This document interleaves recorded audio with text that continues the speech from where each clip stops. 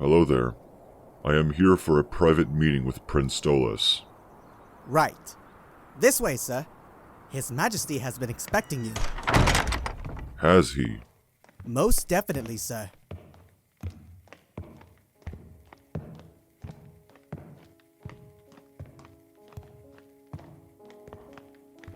Your Majesty, your guest has arrived. Oh, splendid. Please, have a seat. Thank you. It's James, right? Shall my servants take your coat? Why not? And fetch our guests some refreshments, would you? Of course, sir. Your home is very impressive. Thank you. I don't often have guests of my own, so please excuse any unforeseen imperfections. No need to worry, Your Highness. I do not plan to enact judgment of any kind. Very well. I am not particularly sure how these types of meetings work. Shall we get started immediately, or do you initiate it? Let's continue talking. We shall gradually approach it as our conversation goes on. Oh, all right then. Are there any questions you have for me? Not really. I only wish for some minor clarification. Go on. You are a sinner, correct? Yes. My understanding of sinners must be incomplete then. I always thought of them to be vile people who crave all sorts of depravities and uncivilized behavior. Yet, you seem rather different. While the rest suffer out there, here you are, calm, collected, well-mannered, and practicing therapy of all things. How does that make you feel? Surprised, more than anything. But I welcome you nonetheless. I believe you're the first sinner to ever see the inside of my home. I'm honored. Ah, excellent. Tea, James? Yes, thank you. Now, before we truly begin, I feel the need to ask you, what's your story? Oh, it's not something you need to concern yourself with. After all, our meeting today is all about you. I'm just here to listen and learn. Well, surely you could share something. Grant me the privilege of knowing something about the kind soul who agreed to this session. If you insist. The reason I chose to reach out and speak with you was because I have this goal, so to speak. Since making my way to this place, I wanted to comprehend and fully understand the workings of Hell's people. The most efficient way I found was to simply talk with those I wanted to study. Although not everyone's willing to talk about their thoughts and feelings with a complete stranger, I thought, what could I do to bypass people's suspicions and caution? My conclusion was simple honesty. I became more transparent about my intentions and plans. Eventually, I found most are willing to trust a professional who can keep secrets. My best path became that of an occasional therapist. As it turns out, everyone needs a way to relieve stress and talk, especially in a place like this. Now, my mission has led me to you, Prince Stolas of the Arsgoisha royal family. What can I learn from you? My, you're really something. I suppose we can both help each other then. I would greatly appreciate it. I believe I'm ready. Very well. Lie down and relax. Let's begin with, well, the beginning. Tell me about your childhood. Well, what is there to say? I had a wonderful childhood. I had access to one of Hell's most impressive libraries, a palace fit for Lucifer himself, and all the time in the world to read and learn. Reading is still one of my favorite ways to pass the time. I remember I used to stay up late and read by candlelight until I physically could not keep my eyes open anymore. I only read up to a reasonable hour nowadays, but I'm just amazed that I still haven't made a dent in the amount of books I have available. Did you have a favorite book growing up? Oh, it would have to be my grimoire. I received it as a birthday present from my father. and the amount of knowledge it contains is truly endless. It's where I learned most of my basic spells. And I cherished every bit of knowledge that book gave me. Even now, as it sits in my private chambers upstairs, I'll often take time to open it again and continue learning. Were you given direction with your studying and spellcraft?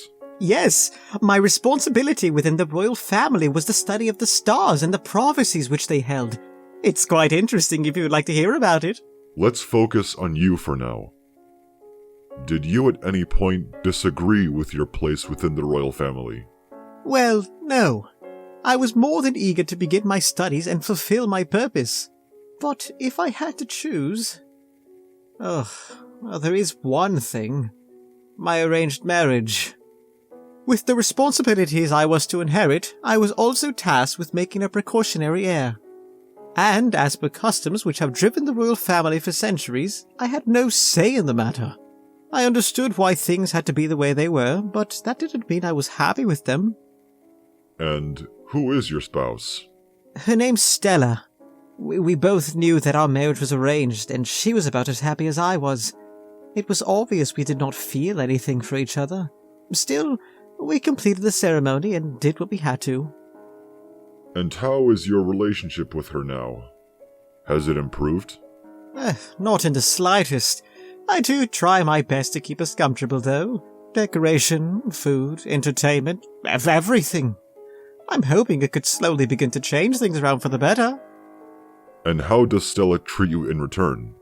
Does she appreciate your efforts? Could I be honest with you, James? She's not grateful in the slightest. I've only seen her laugh or smile if it was at my expense. She's not afraid to speak ill of me to others in the royal family. I can understand if she's unhappy with our marriage, but she often treats it like a joke. Something she can toss around for gossip and laughs. I see. Have you thought about confronting her about her behavior? I already have. She never listens, though. Any time I try to put my foot down, it just ends up becoming a screaming match. I found it easier to simply grit my teeth and ignore her. Are you worried this could develop into a bigger issue, bottling up your frustrations? I don't think so. I have plenty of distractions. If you say so. Is there anything else from your childhood you wish to discuss? No, there isn't much else, to be honest. Are you sure? What about your relationship with your parents? I suppose there's that, too. I never really knew my mother, and I don't feel upset or anything. I'm just saddened that I never got to know her. My father, on the other hand...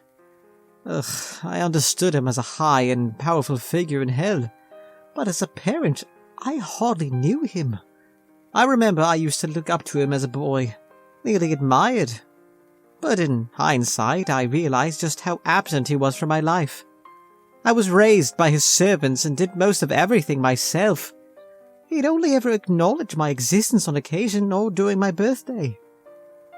When I was able to realize just how bad it was, I was already well past my childhood days. It was a daunting revelation. What kind of impact he made on me, despite hardly appearing. I knew that when I became a father myself, I would not be like him. I would be as involved as I could be, and show as much love as my soul could muster.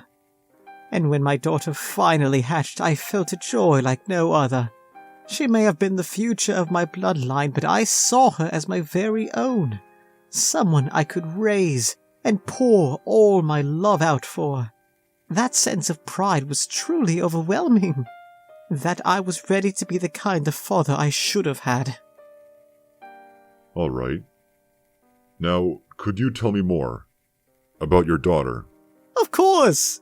Her name is Octavia. Her 17th birthday is coming up soon, and I want to do something special for her. She's really into music, and I thought a brand new guitar would be a wonderful gift. She and I also frequently practice magic, and she's a very fast learner. I hope to teach her everything I know so she could excel in her duties to the royal family when her time comes. Interesting. Does she look up to you? I like to think so. Would you allow me to speak with her at some point? Oh, well, I don't see why not. Maybe sometime in the future. I'll talk to her about it. That'll do. Thank you. Is there anything else which you would like to discuss? I've already spoken my thoughts on everything important. Oh, we could talk about the stars like I mentioned earlier. Very well. Surprise me. So, when it comes to the stars and planets, each one has a derived meaning. When I gaze upon them, some may appear more prominently than others. That also depends on which veil I am peering through. To simplify it, the positions and intensity of the stars can reveal prophecies and tell of the future to an extent. These readings can be for just about anything or anyone. For example, I can read the stars through others or even myself, basically using them as a magnifying glass. Whatever I see in the stars would tell me of that individual's fate. I've already used myself countless times to perfect my techniques. Each time the stars gave me the same answer. Though, I'm interested to hear what you think. What did you see? I saw the typical stars which prophesize change, which is nothing new. The only constant in the universe is change. But amongst them, I saw the stars Algol and Vega burning brighter than normal, each of them meaning completely different things. Vega represents love and romantic awakenings, as well as beauty. I'm very excited for what that could mean for me. It gives me hope for a brighter morning in life. But on the other hand, Algol. It's a star that represents chaos and confrontation. It often symbolizes a necessary destruction or death before rebirth. I've done all I could to learn more, but that is as far as I was able to see. I'm not necessarily frightened, but I am nervous. Do these readings tell you when to expect them? No. For all I know, they could both occur together at the same time tomorrow, or 10 years apart in the very distant future. Does this cause you to live in paranoia of sorts? It did at some point, but I realized I would go mad if I kept thinking about it. I tend to focus on the present now.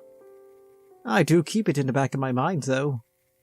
Knowledge can be scary sometimes. I agree, but I would rather live in fear than willingly remain ignorant to something which I could know if I wished. I can understand that. Come to think of it, what do you suppose I would see if I peered at the stars through you? Nothing interesting. Trust me. You're not curious in the slightest? No. Shame. You were quite eager to share your interests with me. And you did mention you don't often have guests of your own. No one besides Octavia to share your knowledge with? Well, yes. Don't feel ashamed. I'm also guilty of this. We take pride in subjects we consider ourselves experts in. And sometimes, we can't help but demonstrate just how much we really know. My specialty is also reading people, though not in the same impressive way you do. Well, thank you. I still have a few more questions, but they will not be as complex. If you were to take into account everything which makes up your life, would you say you're happy or dissatisfied with it? I suppose it could be better, but it could also be worse. I feel as though I'm in a place where anything could happen. It's just about turning in the right direction. About those personal prophecies now. Aren't prophecies unavoidable? Technically speaking, yes. Then you could say it does not matter what you do. Whatever decisions you make, they will lead you to the fate those stars bestowed upon you. But I don't know how extreme or even what exactly will change. That supposed love which Vega talked about could be something as mundane as me discovering a new hobby or a book that I enjoy. What about the other one?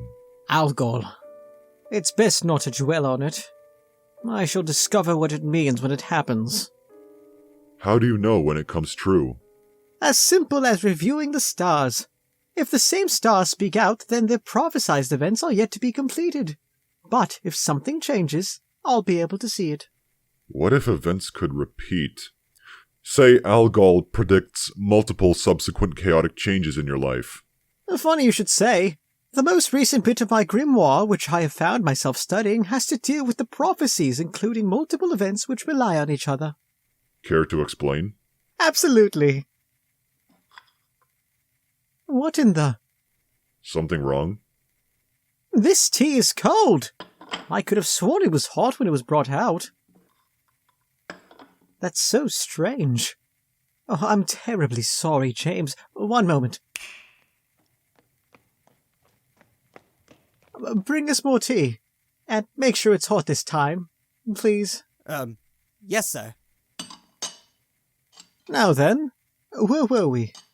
Multiple events of the same nature within a prophecy. Right.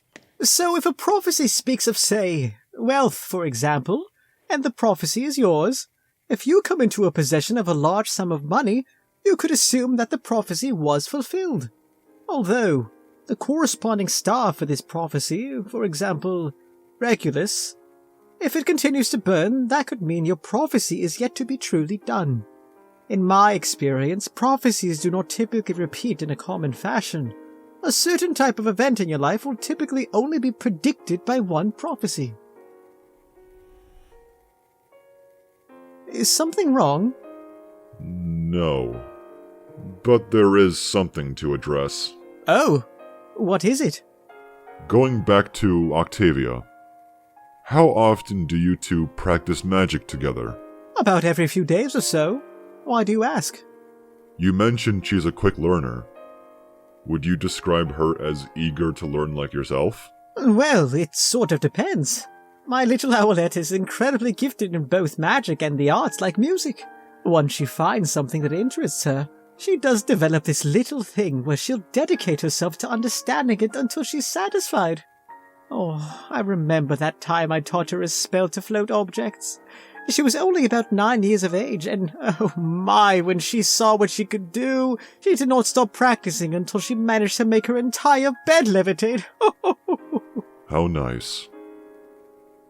Does she look for new learning opportunities herself, or does she typically wait until something catches her eye? I'd say both. I believe she usually begins to investigate something once she discovers it one way or another. I can tell. What are you talking about? How? Because your little owlet has been eavesdropping on us. Via! Where are you? I wonder how much she heard. I'm so sorry, James. I don't know what came over her. I'll talk to her. No, don't bother. It's the simple curiosity of a child. We all felt it at some point, including you. I suppose you're right. How did you know she was there?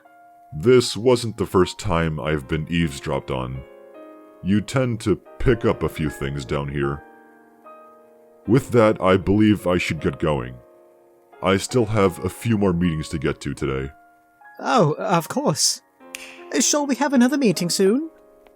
You may contact me for a request, and I shall respond at my earliest convenience. Here, my office. 12629 Borgo Street. And don't hesitate to send Octavia sometime. I would be interested in speaking with her as well. Of course. No promises, though. Fair enough. I just realized we never got our tea. I'm so sorry this ended so poorly. Don't worry yourself. We shall have other meetings soon. Until next time. Farewell.